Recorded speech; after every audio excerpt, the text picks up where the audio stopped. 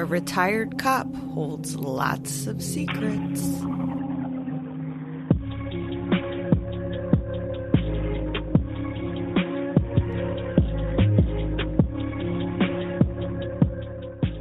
Hello and welcome back. This is Crime Over Cocktails, and I'm your host, Tiffany. Today I have guest Vic Ferrari. He is a retired New York PD and wore many, many hats. Welcome. I'm so happy to have you on the show. Yeah, thank you so much, Tiffany, for having me on. I really appreciate it. Not a problem. So my name is Vic Ferrari. I'm a 20-year member of the New York City Police Department. I grew up in the Bronx, born and raised city kid. When I was 5 years old, my mother used to take me to the movie theater, which was around the corner from the police station. So as a little boy, I always used to run up to the police cars and look in the windows and, look at the equipment. And then every little boy sees that gun a cop's carrying around. I was like, I want one of those, By 10, my friends and I used to go into the local post office and steal FBI wanted posters off the wall and go around the neighborhood, like trying to have a manhunt. So, we'd walk into the local deli with the wanted posters some guy wanted for a bank robbery in Chicago. And like, that could be the fucker right there, So I knew what I wanted to do since I was a little boy. I always wanted to be a police officer. By 20, I took the police exam. And I went into the New York City Police Academy at 21 years old. I worked there 20 years. I worked in a lot of different units, DUI. I was in plainclothes. 15 out of my 20 years, I worked in narcotics. And my last 10, I was a detective in the NYPD's auto crime division. So anything with chop shops, exporting stolen vehicles out of the country, changing vehicle identification numbers on stolen cars for resale. And of course, the mafia was kind of under my purview. After I retired from the NYPD, I moved to Florida and I got into writing a series of books about my former employer. Is it a specific thing that you write about, or is it just you're hitting all different kind of topics? No, all my books, I'm not talented enough to write in chronological order. So all my books, there's no beginning, middle, end. There's just a chapter. There'll be a chapter in my book and boom, stories, be it police corruption or funny criminals or interesting criminals or cases I worked on. They're great travel books. Yeah. Who doesn't love true crime? That's why we're all doing it. It's true. I would love to hear of some of the funny ones that you have. It has been one hell of a week and I could laugh. It's only Wednesday, but okay. What would you like to hear? How about, did you used to pull people over and all that kinds of stuff? Yeah. So in New York, there is a summons quota. They expect you to write tickets, although they'll deny it in the newspapers and say, no, but of course they do. So in New York, you had to write 25 parking tickets a month, 10 moving violations, 3 of which had to be red lights. So you could deliver 5 babies and capture Osama bin Laden. If you didn't have those parking tickets and moving violations, you were going to get a subpar evaluation. So yes, we had to write tickets. Oh yeah. Yeah. Now, most NYPD cops, if they pull you over and you got your paperwork and you're nice, you give them a bullshit excuse or you apologize. Most of the time, they're not going to give you a ticket. There's more than enough people up there, scumbags that have it coming to them that are going to get a ticket. Unfortunately, like all police departments, including the NYPD, you have the summons cops. They tend to work by themselves. They're antisocial. They never dated an attractive girl in school. They got picked on as kids. And now the power is in the pen. And they'll pull you over and they don't want to hear it. You're just a number to them. And it's like, sorry, Ma, the law is the law. So they were kind of shunned. They were pariahs in the station house. And like back in the old days, like you get phone calls all the time, right? So you get a phone call from a cop in another precinct and I'll throw a name out. I'll just say Sullivan, like, what's the story with this guy Sullivan? And you go, oh God, what did he do now? It's like, he banged my brother-in-law. And it's like, I'll talk to him, but the summons guys used to get messed with because if they got a little too pen happy, like the guys in the locker room would take their locker and turn it upside down and throw it in the shower. You know what I mean? And put the water on. Oh yeah. I saw it happen more than a couple of times. Yeah. Oh yeah. Like if they started writing one too many tickets, they'd get fucked with silly. I knew there was always a quota. They said there wasn't. I knew it. I didn't realize that they were on specific things though. Well, they call them activity goals. You know what I mean? It's just it's nonsense. That's your goal. So you want to hear something. So you want to hear funny stuff. Okay, so I'll tell you a story from my book, NYPD Through the Looking Glass. So if there's one thing that's going to land you in hot water in the New York City Police Department, it's losing your gun, your shield, or your ID card. If you lose any of those three, you're going to lose 30 vacation days, and they're going to put you a year on disciplinary probation. So cops are paranoid about losing those three things. So there was a guy we worked with. He wasn't the brightest of people. He lived in a shitty neighborhood. He was going to go out drinking one night, and there were a lot of burglaries in his neighborhood. So he figured, I don't want to bring my gun with me. So he hid his gun in his apartment, the one place he didn't think a burglar would look, his oven. So he goes out cocktailing, gets all liquored up. 4 hours, 9 beers later, comes home, a little hungry, a little bit. So he goes into the kitchen, preheats the oven to 425, goes into the living room, starts channel surfing, and there's gunpowder and bullets. And when you heat bullets in a stove at 425 or whatever it was, the rounds started going off in the stove. So probably the first shot scared the shit out of him. The second one is, oh shit, I know what that is. And he crawled out of his apartment on his hands and knees and had to call 911 on himself. And then they had to have emergency service come up and needed a new gun because it was blown to bits. He needed a new stove. And yes, 30 vacation days and a year of disciplinary probation. Oh my God. So well, you got to realize something. New York City Police Department at any given time has between 30 and 35,000 members. So we hire in bulk. So a small police academy class is 250. A large class can be 2,500. And as well as they try to screen out the bad apples and the nincompoops, inevitably you're going to get a couple get through, and eventually they're going to rise to the top or rise to the bottom, depending on how you look at it. I haven't heard the name nincompoop in a very long time, and I appreciated that. You're welcome. I'm a wordsmith. Yeah. Those are big classes, though. Like, I find both of those pretty large. So at least, I mean, they're putting them through. Well, in New York City, you've got 77 police stations spread out across the 5 boroughs. And each precinct, like out in Staten Island, which is like Little House on the Prairie, those precincts have like 100 cops in it. And then like a precinct in a decent sized precinct's about 250 cops. And then you've got the Manhattan precincts like Midtown North and Midtown South. They probably have 400 or 500 cops. And that's not including specialized units where I worked my last 10 years. So, I mean, there's a lot of NYPD members out there. Have you ever had to turn another one of them in for something? Yeah.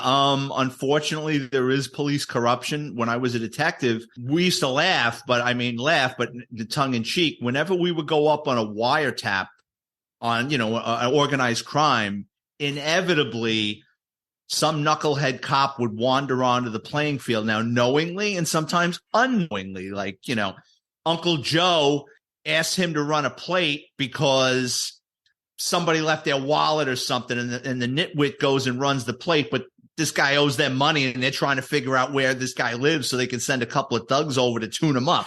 You know what I mean? And then I did a case where we had Chinese nationals exporting 25 to 30 stolen Audis a month to Shanghai. And once we went up on those wiretaps, there were a couple of cops that were actually really good friends with the car thieves. And what the car thieves would do is, when these cops were motorcycle enthusiasts, so if they blew the motor on their motorcycle or they need plastic for their bike or the fairings or something, their friends would get it for them, which was all stolen parts. In turn, what the cops would do is they would run plates for the bad guys. So let's say, for argument's sake, 2 of our thieves spot a car they want to steal. They would just give the plate to these 2 cops. They'd run the plate, and then they had the address to go and steal this person's car. Abuse of authority. That's pretty much what it is. Well, it's more than abuse of authority. It's criminal, right? I mean, you're providing sensitive information to an organized crime group so they can commit a crime against, a civilian. So, yeah, they got locked up. Did you see a whole lot of that? Not a lot, but when I was a rookie, before I was a rookie cop, the first thing I saw of police corruption was, and it's in one of my books. I'm a kid. I'm working as an exterminator out of high school. I absolutely hated it. And there was this bar in the Bronx that they wanted me in at 6:00 in the morning, and they wanted me out of there no later than 6:30, right? But the bar was a gambling den, right? So I walked in there and I realized you got all the policy slips and betting information and stuff laying around. So I just would come in and spray for cockroaches and leave. So one day I was behind the bar and I heard someone come in and I heard a very gruff voice. I come up from behind the bar and the bartender is handing this bald-headed cop a brown paper bag. And the cop looks at me and just starts, he explodes. What the fuck is he doing here? Blah, blah. And the bartender's like, don't worry about him. He's a kid. He's an exterminator. He's fucking high school. Get out of here, right? And the way the bartender talked to the cop, I was shocked because the cop kind of snapped into line and left. So it's like, I'm a teenager. I don't think nothing about it, right? So and I swear to God, I'm a magnet for shit like this that I run into people from my past. I could tell you story upon story. So anyway, a couple of years later, I'm a rookie cop. I'm in field training. I'm in the South Bronx precinct. And whose fucking locker is like right down the thing? I heard the voice first and I was like, that voice sounds familiar. And I look, I'm like, like, holy shit, it's the guy in the bar with the brown paper bag like 3 years ago. And he looks at me and he recognizes me, right? It was the most awkward thing. And all this guy said, so field training back then was 6 months. All I heard this guy say, and he said it loud enough for me to hear repeatedly, all I got to do is another 3 fucking months and I can retire. Right. So it's like, hint, hint. I was just going to say that. Yeah. So it was almost like a prison movie. So I would never go into the locker room unless I was with another couple of rookies. You know what I mean? Like I didn't want to get fucking cornered by this guy. So years later, it gets better. So he retires. And then I used to see him driving around the precinct with crackhead females in the car. Like he was kind of like a substitute pimp, maybe. I don't know. He was always had these crackheads in the car. So later on, like 10 years later, I'm in Narcotics and I'm working with this guy that worked in that precinct for many years. And I didn't know his name, but I was describing him, the car he drove, the voice and the bald head and he had like a fucking brushy mustache. And he goes, oh, him? He goes, yeah. He goes, he was bad news. I say, he goes, yeah. He goes, because this guy had like 3-4 years on me and he was in that precinct around that guy. He goes, it doesn't surprise me at all. He goes, he was into a lot of shit. He goes, he's like a throwback. And you got to remember, I got hired in 1987. So you still had a lot. And I'm not saying they were all bad, but there were a lot of the Vietnam guys still around. You know what I mean? And those guys played by a whole different set of rules. Like they were fearless and you didn't fuck with them. And, they were just a different kind of cat. He probably had crack in that bag to give to the hookers. No, I think was that knowing what I know about the police department, what I think it was is I think he was the summons guy and he used to drive around first thing in the morning. They were probably giving him money, A, not to write tickets in front of that place, and B, tip them off if he heard something. He was getting paid off. I think so. I mean, listen, they could have been a sandwich in that bag, but the way he reacted when I popped up from behind the bar, and then 3 years later, he's looking at me, sideways. Something wasn't right.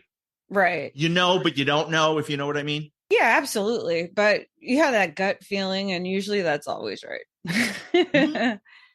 I think so. Yes. What goes on like at the chop shops? Obviously, they're cutting stuff up and everything, but like, is it like what you see in the movies when they drive in and you got the guys all over the place doing all kinds of stuff? Right. So now I'm retired 15 years, so things have changed. Okay. So a chop shop can be a legit business, a legit junkyard, a legit body shop that will take in a stolen car, right? Because say you own a junkyard, right? And a couple of teenagers or a junkie shows up with a stolen car and you don't think he's a cop. You give this guy $100, it's found money, because now that car in parts, is 30 times worth more than the $100 you just gave some crackhead. Oh, absolutely. A lot of times in these body shops and junkyards, the cars are stolen, but they're not. And I'll explain. You have an uncle that owns a junkyard and you lease a car and you go over the mileage and you went cocktailing one night in St. Pete and you got into a little fender bender and your kid threw up in the back seat. So when you return that car to the leasing company, you're going to get screwed, right? Because the leasing company is going to hit you for all these damages, right? Or say you own a car and you're falling behind the payments. So what you do is you go to Uncle Joe and you go, Uncle Joe, I got all these problems when I'm caught. Don't worry about it, Tiffany. Bring the car in on Thursday. We'll make it disappear. So you bring your car over to Uncle Joe. He closes the gate. He tells you, Tiffany, today's Thursday. I'll call you next week when that car is in a million pieces on customers' cars and sold. You go into the precinct in St. Pete next week and you report it stolen. You tell them the night before you looked out your window, your car was there. You got up in the morning to go to work. Your car's gone. So it's called a give up or an insurance job. So what a lot of the mob places we would do is we would put up a pole camera across the street. They wouldn't know it was there. We'd set up a surveillance camera and you'd watch cars go in and we'd write down the plates based on these, on the camera. And then if the car doesn't come out and we run the play a week later and the car comes back stolen, well, Houdini doesn't work in that junkyard. They chopped it. So we would get a warrant and go in and hit the place. Then you have backyard chop shops. So those are people that, they rent a space in back of a house or they have their own garage and they're either into racing kids that, that are racing Hondas or BMWs and they blow an engine. Well, they're not going to BMW to spend $8,000 on an M3 motor. They're going to go out and steal an M3, bring it into their friend's garage. They're going to take the motor out or whatever they want. And then they'll either tow it out of there. What they'll do is with a Sawzall or an acetylene torch, they'll chop it. We call it bones. So they chop the cowl and everything into sections, right? After they take what they want. And then you'll have a guy. There's usually a guy in the neighborhood who'll take that stuff to a scrap metal processor because he gets paid by the pound. So we used to call it robbing the stagecoach. We would hang out by a scrap metal processor. And if you see a flatbed coming by with all these hunks of brand new cars chopped in pieces, hey, my man, where did this shit come from, right? And, like, well, you can tell us where this stuff is coming from or you're going to jail for it. So, and they usually would see the light and spill their guts. Well, isn't it always, we don't want you, we want the big fish? Well, you like to go up. It's the same with auto crime as it is in narcotics. You want to go up. You want to get through the problem. So you got to remember, when I was a cop in New York City, we were averaging 150,000 stolen vehicles a year. Wow. So, yeah, it was like shooting fish in a barrel. I mean, if you had a computer in the car and you ran enough plates, you were in a car chase. I mean, it was just that, it used to go on all the time. That's crazy. I never knew that people would steal cars to take parts for their own car. I always thought it was people who wanted to steal the car, but they had to get rid of the VIN number or whatever. And then that's different. So that's different. So say for argument's sake, you got a scumbag. Well, say I'm your scumbag cousin and you're complaining to me. You want, what kind of car do you want, Tiffany? I want a truck, a big truck. So what do you want, an F-150? Sure. Okay, so you want an F-150 and you only got $15,000. And I go, Tiffany, my cousin, I'm going to make this happen for you. So what I'm going to do is I'm going to go to an auction and I'm going to buy a wrecked 2018 F-150. The thing is burned. It's a wreck. It's never coming back to life. I just buy a shell. I take all the VIN numbers off that car, off that F-150, right? And then I get rid of the body of it. It goes to a scrap metal processor because it's garbage. Then what I do is I go out and I steal a 2020 or a 2019 or a 2018, somewhere where the body style and everything is the same. Then I'm going to take all those VIN numbers and I'm going to replace it on the steel. And then I'm going to give you the paperwork and you're going to register. But there's more to it than that, because a lot of times that title will have salvage on it or rebuilt or something. So then you punt the title to another state. So we're going to mail that title, your cousin in New Jersey, where New Jersey is the Wild West with titles. That salvage title goes to New Jersey and you registered for a day in New Jersey. It washes away. I can't believe I'm giving up title washing. Then you take the title and you punt it back to Florida and you walk into DMV, and the 65-year-old DMV employee is going to come out, look at the VIN number, and go, okay, she's not going to know any better. The way they get caught is they get greedy. They don't match the color. They don't get year for year, or take a base model. They'll buy at auction a base model, and then they'll go steal the deluxe with leather seats and dual exhaust and the bigger motor. So I used to be able to read a VIN number. So I'd run a plate and I could tell by that VIN number. The VIN number talks. It tells you what kind of engine options sometimes. So I'd look at it and go, no, that's no fucking way. And we also had different tools. We could check a vehicle's salvage history. So if I run that plate and I run it through salvage and I go, The insurance company paid out $36,000 for that Ford. There's no way that Ford is driving. You know what I mean? Right. That thing was a hunk of shit. Right. So they used to do that all the time.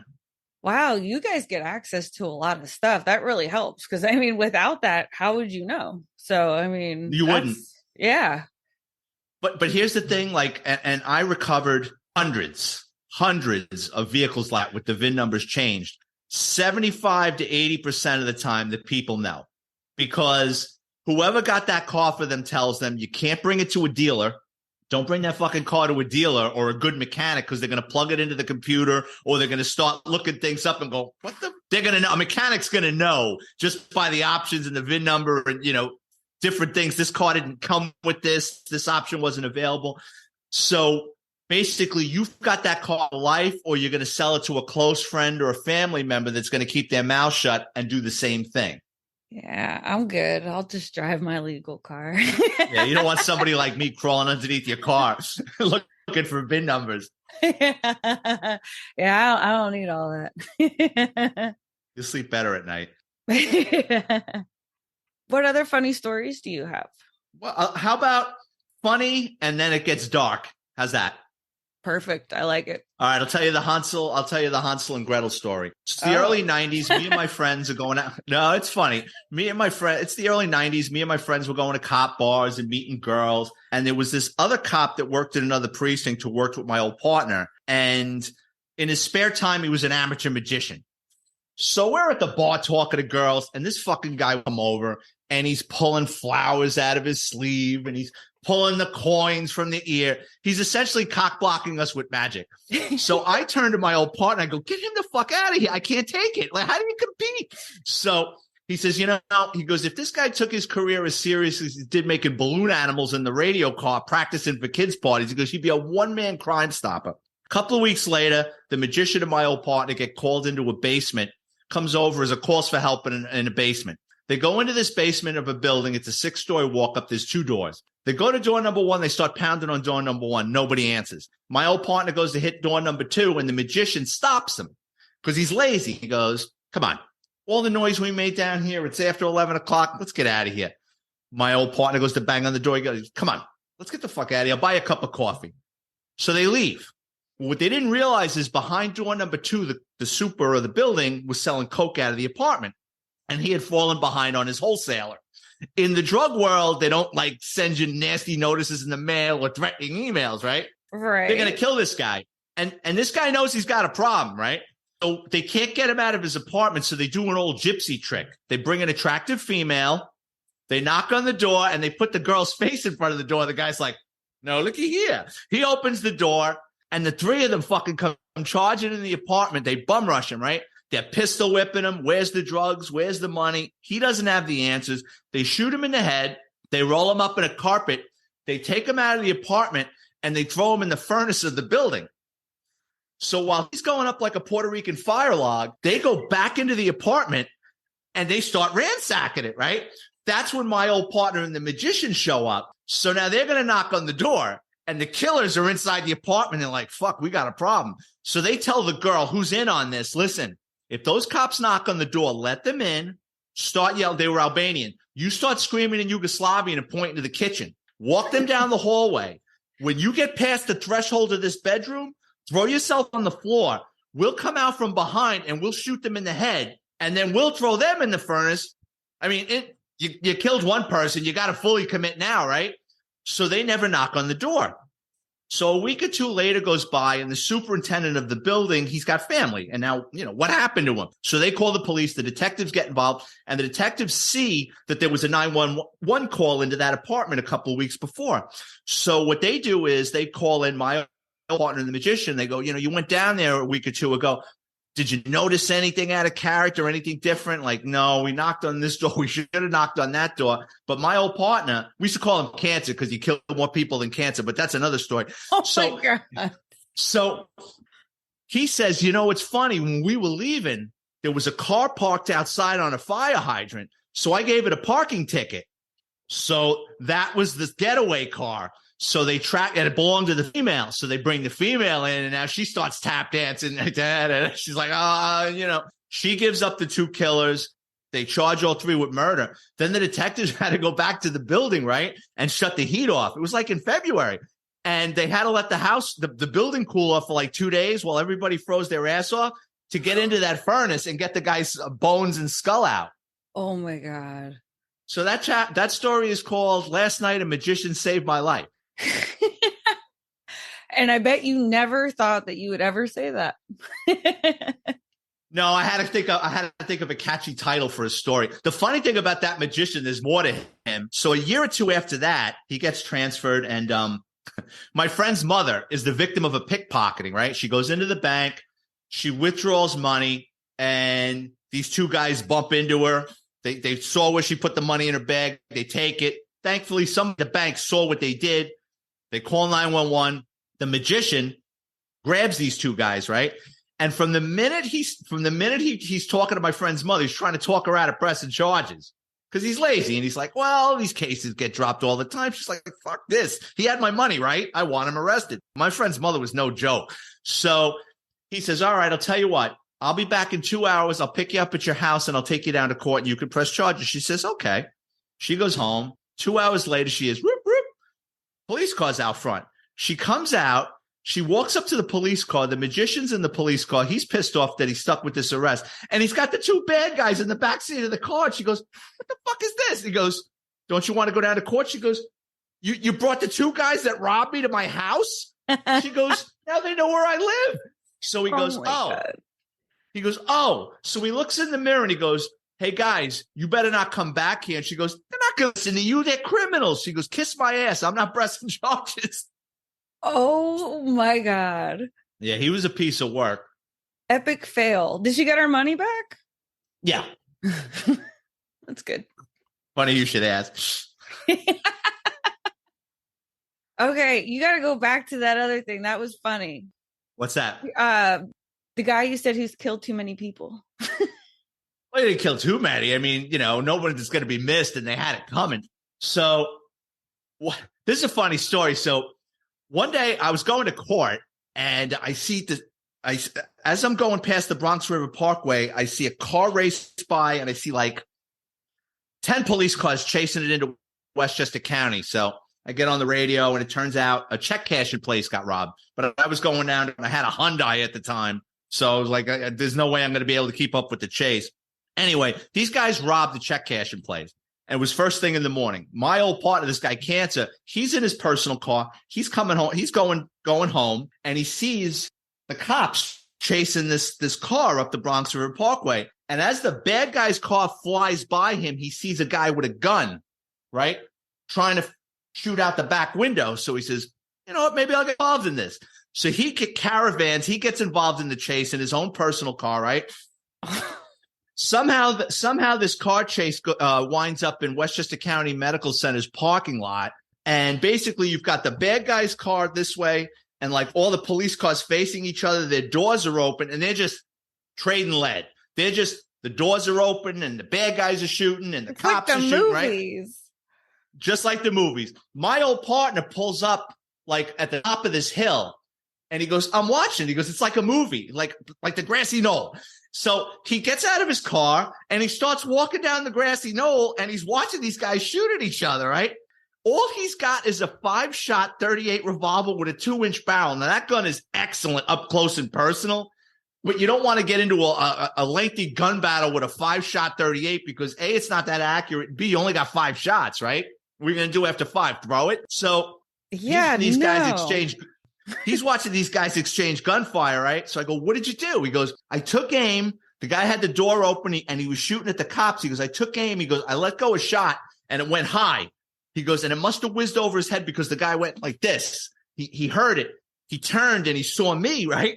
He goes, he turned to start shooting at me. He goes, I got another shot off. He goes, I hit him in the armpit. So when he hit him in the armpit, the guy started like shooting in the air. The third shot he got off, he says, I hit him right in the top of the head. He goes, Vic, it looked like a tomato. He goes, it just went and the top of his head. And then he fell into the car. And then the cops were able to focus on the driver. And then they lit him up. And then, they were able to put an end to it. Wow, that's crazy. Mm-mm. I would not be walking anywhere around that. No, exactly. Now they're gonna have their target on you. No, Well, thank you. here's the thing, and I tell this all the time, and I've worked in two different places, two different police departments in my career. Most cops, 90% of cops are not afraid of getting killed. Not going to happen to me. It's not. They're more afraid of getting in trouble. Mm. You're definitely more afraid of getting in trouble than getting killed, because you're afraid of getting killed. You wouldn't chase people, right? You wouldn't get into the situations. You wouldn't go looking where most people wouldn't look, or poke nose and where most people wouldn't go. But that's your job. I agree. And if you have obviously somebody like me, or, guys I work with, that personality type, you're not afraid of things like that. Right. No, I mean, I get that. If you were, I mean, that'd be one hell of a job you're putting yourself through. But no, there are cops that are afraid. I hate to say it. In my book, NYPD Law and Disorder, there's a chapter entitled Sickness, Health, and Fat Bastards. And it's about overweight cops, and cowards, and, ones that try to, game the system and get out on disability. There were two female, when I was a young cop, there were two female cops in my precinct, both weighed over 250 pounds.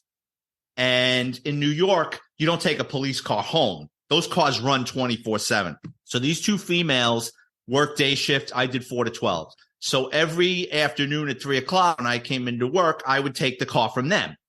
And you'd get in that car, and the back seat was like a who's who of where they were for the day. McDonald's bags, Dunkin' Donuts, fucking Chinese food. It was like a bad news buffet. Spent my first half hour of the tour cleaning out the back seat of all this shit. So in the old days, the police cars had the long bench seats, right? So these two women, they were so heavy that after a month with a new car, their weight would break the supports in the bench seats. So like me and my partner driving around, if you slammed on the gas, you went into the back seat. So I had to go to a local dairy and borrow a couple of milk crates and stick them in the back seat so we didn't go flying into the back seat. So whenever we had an arrest, we had to fucking take the milk crates and put them in the trunk and put the bad guys in the back seat and tell the bad guys, listen, I'm sorry if I crush your knees on the way to the station out. So one time I had court, and then I came back from court. So I was doing a day shift, and I got into a foot chase with a burglary suspect, and I'm running down Broadway, and I'm putting the description over. And as I'm running down Broadway, I see a police car, and I'm like, perfect. They'll head them off. And as I'm getting closer, it's these two heavy-set female cops, and I see one adjusting her radio, so she hears it coming, right? As I'm running past them, the two of them just stand there, and I go racing back, and I cursed at them, of course, and I kept chasing the kid. Finally, I lock up the kid. I bring him into the station house, and when they came in, I just started unloading on them in front of everybody. So a sergeant pulled me aside. He goes, what happened? And I explained it to him. He goes, oh, no. He goes, they're going to get somebody killed. So what he did was he split them up. He took, they couldn't be partners anymore, and he put them on foot, believe it or not, at opposite ends of the precinct in hopes they would walk off the weight, which they never did. But they weren't allowed to work together because they were just that lazy. No, I mean, it's not healthy. You got to be able to chase people and stuff. I have seen a couple episodes of Cops where you see like the person that tries to get over that fence, and he tries, but he just does not make it over. He's like, okay, I'm going to go back that way. When I worked in narcotics, you got to remember, I was in narcotics like at the height of the crack epidemic in New York, and especially like up in Spanish Harlem, we'd pull up on a street corner with a description, like our undercover would buy from a guy. He'd give us the description. We'd roll up on a corner, and you've got 80 people there, and probably 20 of them are selling drugs and 60 of them are buying drugs. And you would roll up, and it was like the fucking rodeo, like just people throwing shit in the air and running in different directions. It was like, and you're always in a foot chase. Narcotics was fun at first, but then after a while, it kind of burns you out because you're doing buy and bust every day. You're going to court every day, and then you're dealing with street people. So in New York, the people that are selling drugs on the street, they're drug addicts. It's either young kids or drug addicts. And drug addicts are selling drugs to support their habits. So they get a vial of crack for every 10 they sell, or a deck of heroin for every 10 they sell. And these people, I mean, they're street people. They live outdoors. You lock them up, and it's like they're coughing. They're not in the best of health. I remember that year and a half I was in narcotics. I always had a cold because they're always sick. And then you're terrified of getting hepatitis C or AIDS because of needles. And a lot of them, they shoot. So you're like, my man, listen, tell me now if you got a needle on you and I'll throw it away. Don't let me find that thing in your sock. And 99% of the time they were cool. They go, yeah, officer, it's in my sock. It's in my sneaker. It's in my sleeve. But yeah, you always had to worry about that. Yeah. I mean, that was always part of the, you have anything that'll poke me, stick me. Yeah. I mean, and there was a couple of times I was I got bloodied with somebody that had HIV, and it was the scariest, 6 months, a year of my life going for AIDS tests and stuff. I mean, I remember one time we were fighting with this guy who's a personal trainer, and he was HIV positive, and it was a bloodbath. Went to the hospital to get checked out, and I'll never forget the doctor said to me, he goes, I can start you guys on treatment with this cocktail of drugs that, he wasn't sure. He goes, supposedly it'll nip it in the bud. He goes, but I got to tell you, I mean, this is some serious stuff that could have consequences if you don't get, it could hurt your organs. And, I says, I don't have any open cuts on me whatsoever. And I know it didn't get in my eyes. So my partner goes, what do you want to do? I says, I'm not doing it. And, we got tested for a year or so and, we were fine. But it's, it's one of those things that a lot of people don't think about. It's scary. Absolutely. Yeah. Hepatitis C is another one that is like really contagious. Yeah. And I wouldn't want it, but at least that's curable now. Right. And same with AIDS now, you can live forever, right? If you take these drugs, these antiviral drugs will extend you for decades, but I don't want to risk that either, Right. I mean, yeah, look at Magic Johnson. He's been around forever now. 38 years. I remember when in 1990, I was down here driving around when that came over the radio. I'm like, holy, Magic Johnson. And we used to, in New York, everything is so it's like, Magic Johnson's got the AIDS. It was like the cancer. There's a chapter in my book, Dickheads and Debauchery and Other Ingenious Ways to Die. No, really. The picture of a fat bastard on a ladder, smoking a cigarette, doing something dangerous with electricity. You are not kidding.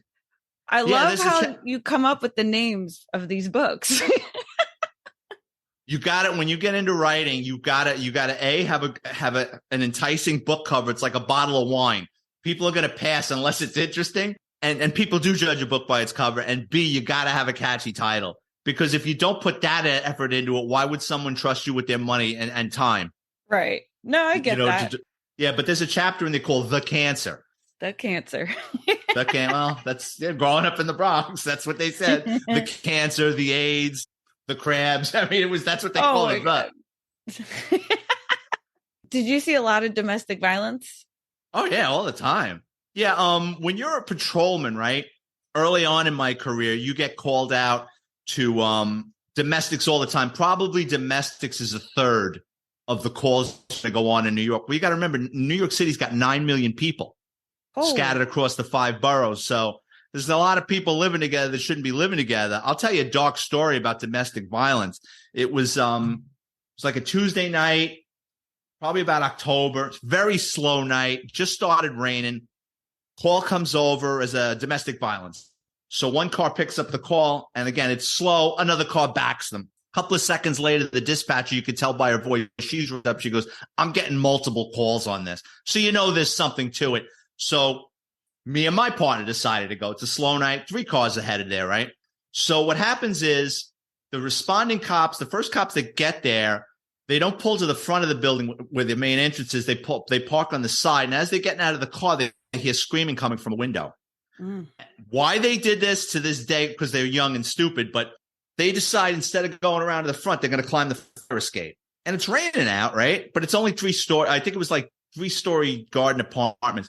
They go up the fire escape in the rain, and they look in the window, and there's this woman laid out on the floor, and there's this guy with a butcher knife, and he's basically decapitating her. Oh, my God. So this guy gets on the radio, and he starts screaming into the radio, this guy's get the cavalry here. He's killing this woman, right? So now we're racing over.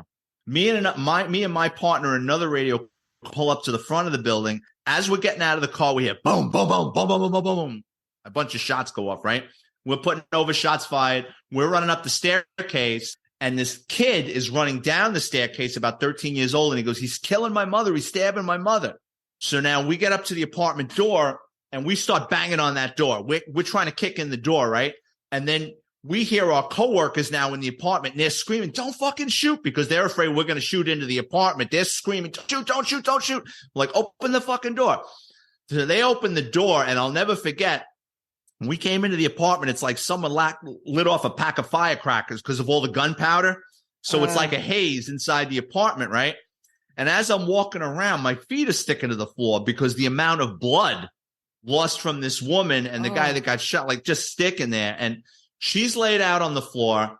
This part of her neck is gone. Like the only thing holding her head to her body is her spine. And this guy took a hammer before he did that, and he broke everything in that apartment, the toilet, the sink, the stoves, the walls. There was not one thing in that apartment that wasn't disturbed by a hammer, including her head. Part of her skull was cracked in too, if that wasn't enough to decapitate her.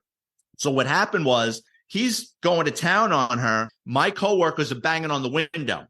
He turns around and goes, oh, you want some of this? Grabs the knife, charges them, throws open the window, and he starts swinging out the window with the knife. Oh, my God. Two friends, back then we had 38s, which, again, it's not a 9mm, but it packs a punch.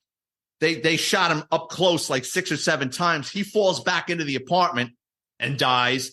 And my friend told me, he goes, you know, it was like slow motion. He goes, when we shot him, he goes, he went stumbling backwards like fast. And he says, when he fell back, when he hit the floor, the butcher knife came out of his hand and went twirling into the next room. He goes, all I could think of is they're going to think I shot an unarmed man. I go, dude, you are good. This is a good shooting. No, like there's no red flag, no challenge. This is a good shooting. Not that there ever is a good shooting, but you know what I mean? So I took the cops, the 2 cops that killed the guy, to the hospital to get them checked out. And I was just telling a story the other day. In New York, when you get your uniform clothes, they don't send you to a tailor. Like I was a cop down here in Florida. They sent me to a tailor. I got this old Italian guy with like a tape measure up my armpit. Like in New York, they don't do that shit. That's on you, and everyone's cheap, and nobody does that. If you ever watch, not on television, but if you ever see New York City cops, their pants are baggy. I mean, everybody looks fat, whether they're fat or not, right? So his pants were baggy, and he's in the hospital, and he runs his hand over his pant leg. There's a slit. The guy got that close with the knife. He cut a hole. Oh, right shit. Into his, he almost got. That is so, too close for comfort. Yeah. So to answer your question, yes, there's a lot of domestic things. I walked in on a homicide. A kid killed his mother in the apartment. I walked in while he was still there. I mean, yeah, there's a lot of that goes on. Why did he do it? It came over as a cardiac, and we go up to this building. We're going up the stairs. You hear screaming. We go into the apartment. There's a bunch of people in there. They had a galley kitchen. I see legs sticking out. There's a woman on the floor, and her son's on top of her, and he's screaming, Mom, Mom, Mom, Mom. And the apartment is just covered in blood. And you know, like when you cut yourself, it's bright red, but over time it turns rust color. Right. So it was obvious the blood, she was dead a while. So we get him off of her. We sit him down. The apartment's been ransacked. And I just start asking him basic questions. When was the last time you saw your mother? And then it got weird. He's like, he goes from being hysterical to, when was the last time I saw my mother? 4 hours ago. I said, all right, do you know anybody that would do this? Do I know anybody that would do? So anytime someone starts repeating a question, they're buying time to come up with an answer. So it's obvious he knew more. Right. Detectives come.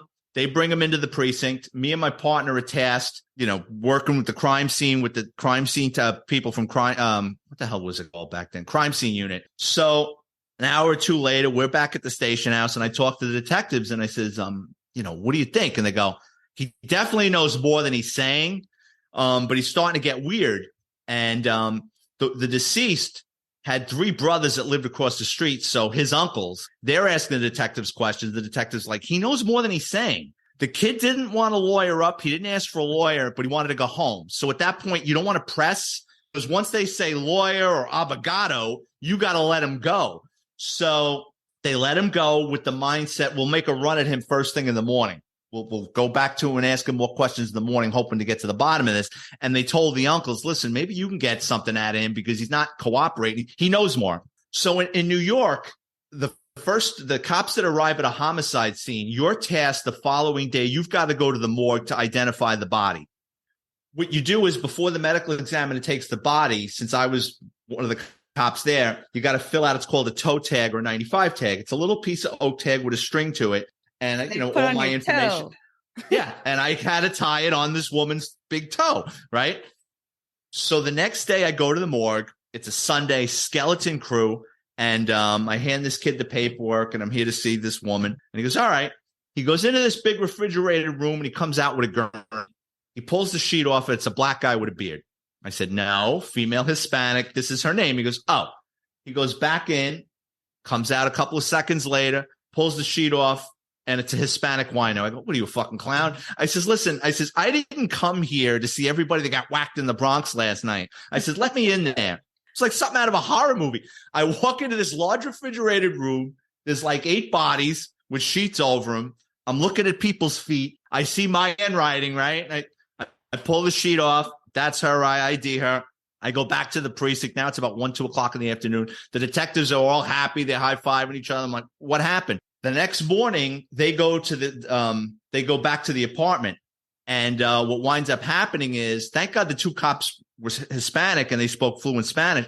When they were in the hallway, the uncles confronted their nephew and they were asking him questions, and he gave it up, and they just kind of stood back and heard the whole thing.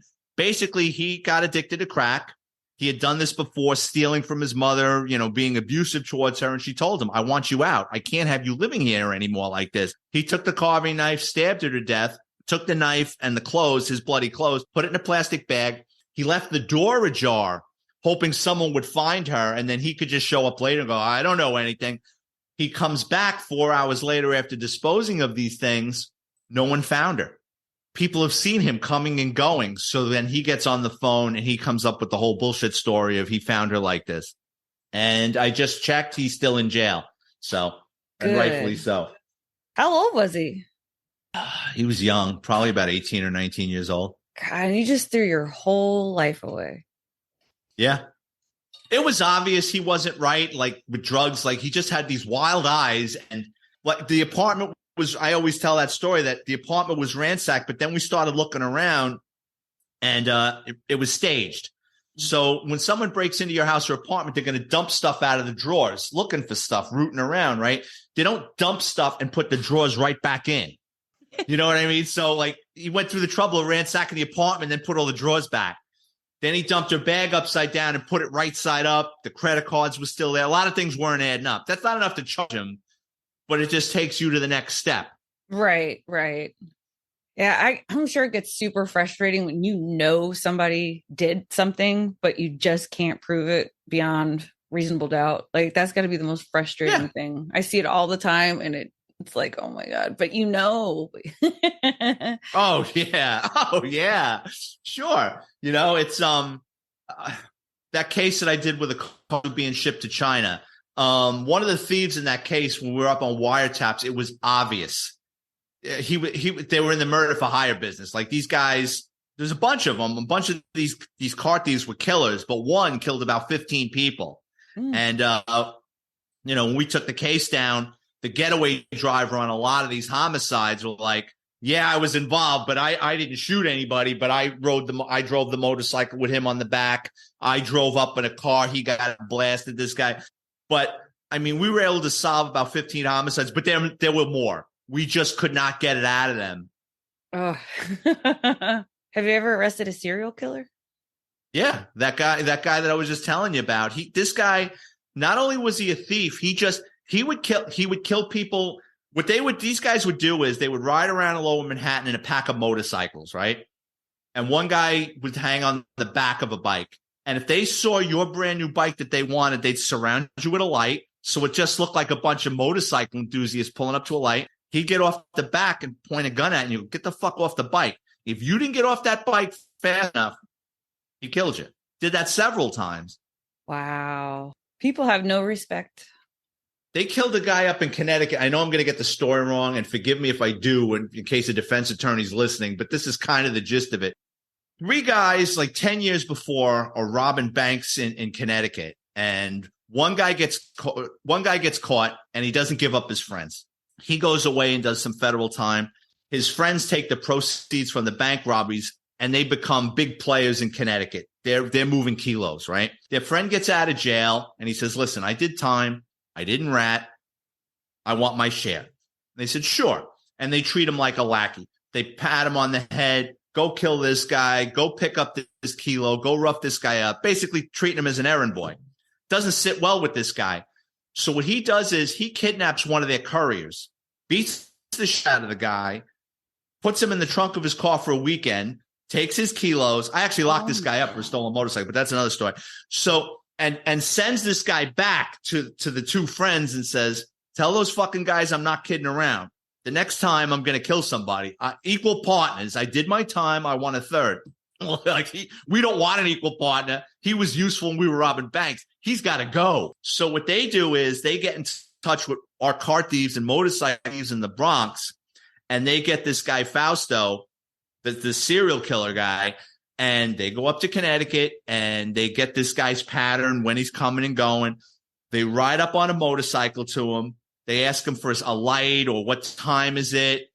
And while the guy is fumbling around for something, Fausto's on the back of the bike. He hits this guy like 11 or 14 times with the Glock, basically cuts the guy to cheese, Swiss cheese. Jesus. They drive off with the motorcycle. They put the motorcycle in a U-Haul truck. Everyone's looking for a motorcycle. They drive the motorcycle back down to the Bronx. They chop it, tag it, whatever they do with it. And,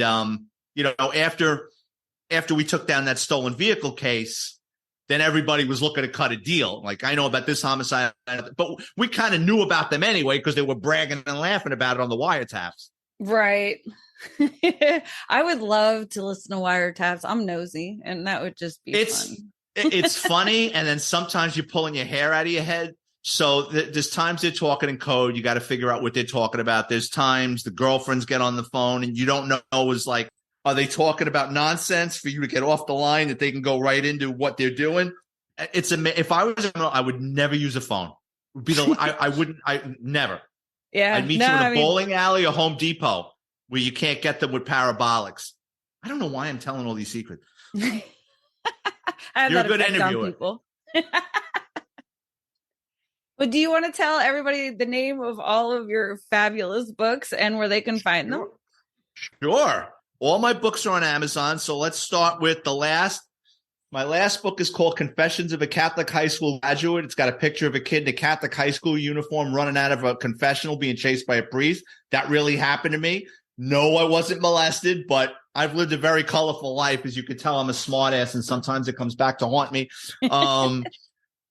NYPD Law and Disorder. It's filled with funny stories from my NYPD career.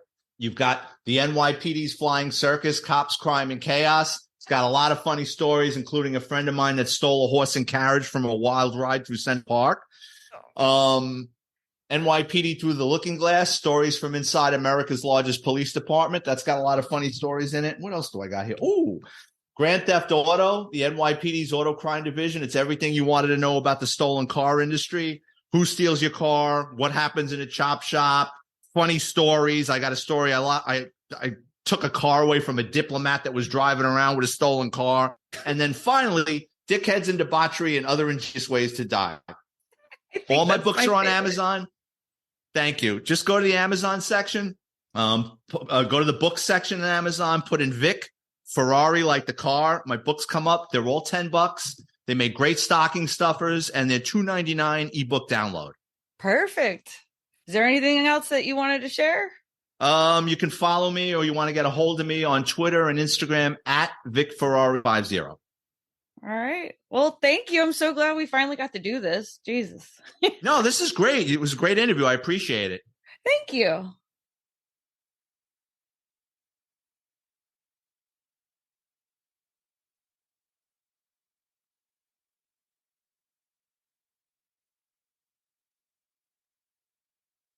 Thanks again for listening, and please make sure to like, follow, or subscribe on whatever platform you listen on, or all of them.